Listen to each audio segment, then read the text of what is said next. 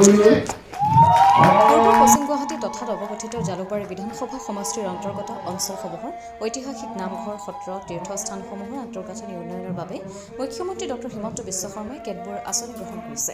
সেই আঁচনিৰ অধীনত আজিৰা ৰাজচক্ৰৰ অন্তৰ্গত আকচিয়া গাঁৱৰ ঠেংলাপাৰাত থকা ঐতিহাসিক শ্ৰী শ্ৰী গোপীনাথ পিতা নামঘৰ চৌহদৰ উন্নয়নৰ বাবে মুখ্যমন্ত্ৰীৰ তৎপৰতাত দুখন আঁচনি ক্ৰমে অসম দৰ্শনৰ অধীনত ১.৫ লাখ টকা আৰু মুখ্যমন্ত্ৰীৰ বিশেষ পুঁজিৰ অধীনত ৫ লাখ টকাৰ আৰ্থিক অনুদান আগবঢ়োৱা হৈছে।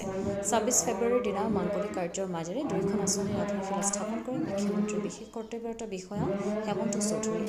এই উপলক্ষে ৰামচৰণী আঞ্চলিক পঞ্চায়তৰ সদস্য গীতাঞ্জলি ভূঞাৰ আদৰ অনুষ্ঠানটিত ভাষণ প্ৰসংগত হেমন্ত চৌধুৰীয়ে মুখ্যমন্ত্ৰী ডঃ হিমন্ত বিশ্ব শৰ্মাই নতুনকৈ জালুকবাৰী সমষ্টিত অন্তৰ্ভুক্ত হোৱা অঞ্চলসমূহৰ উন্নয়নৰ বাবে কেনেধৰণৰ আঁচনি গ্ৰহণ কৰা হৈছে তাৰ আলোকপাত কৰে আৰু সমষ্টিবাসীৰ সুখে দুখে সদায় ডঃ হিমন্ত বিশ্ব শৰ্মা থাকিব বুলি ব্যক্ত কৰিছে।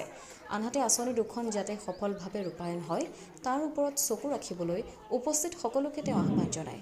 অনুষ্ঠানত ৰামচৰণী জিলা পৰিষদৰ সদস্য কুশল দাস, আকচিয়া গাঁও উন্নয়ন সমিতিৰ সভাপতি কুশল কলিতা, মাজিৰগাঁও গাঁও পঞ্চায়তৰ সদস্যদ্বয় ধীৰাজ ভূঞা আৰু বলেন বৈশ্য, শ্ৰী শ্ৰী গোপীনাথ পিতা নামঘৰ পৰিচালনা সমিতিৰ সভাপতি সূৰ্য কলিতা, সম্পাদক কিশোৰ কলিতাকে ধৰি কেইবাজনো কৰ্মকৰ্তা আৰু অঞ্চলটোৰ শতাধিক লোক উপস্থিত থাকে।